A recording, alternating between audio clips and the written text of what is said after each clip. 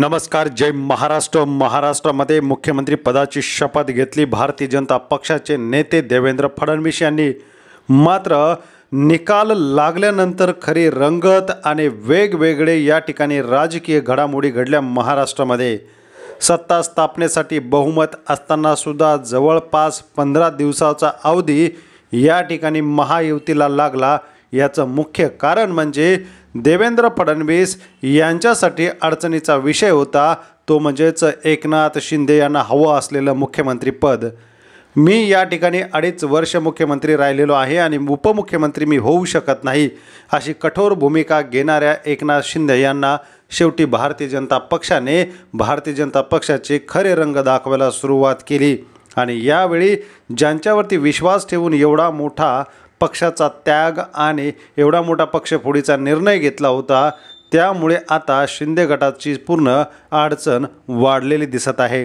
तर दुसरीकडे बहुमत मिळताच भाजपचे एकनाथ शिंदे याबाबतचे रंग बदलताना दिसत आहेत.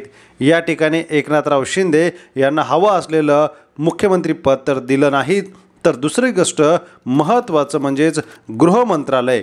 या ठिकाणी गृहमंत्री भारतीय जनता पक्षाला नको आणि आम्हाला हवं अशी भूमिका यांनी घेतली, मात्र तेही खातं नाकारलं होतं. आता तर एक वेगळंच महत्त्वाचा निर्णय भारतीय जनता पक्षाच्या गोटामधून येतोय, तो म्हणजेच महत्त्वाचं असलेलं नगरविकास खातं हे आता एकनाथ शिंदेंना नको, ते भारतीय जनता पक्षाकडेच असायला हवं. गृहमंत्री आणि नगरविकास खातं हे अतिशय महत्त्वाची 2 खाती आहेत आणि ही महत्त्वाची खाती भारतीय जनता पक्षालाच हवी आहेत. या ठिकाणी मुख्यमंत्री असताना उद्धव ठाकरे यांनी नगरविकास खातं आणि बांधकाम मंत्री म्हणून एकनाथ शिंदे यांची नियुक्ती केली होती. मात्र एकनाथ शिंदे यांच्याकडे आता भारतीय जनता पक्षाने गृह खातं सोडलं, त्याचबरोबर नगरविकास खातंसुद्धा आता द्यायला नकार दिल्यामुळे शिंदे गटासाठी हा एक झटका मानला जातो.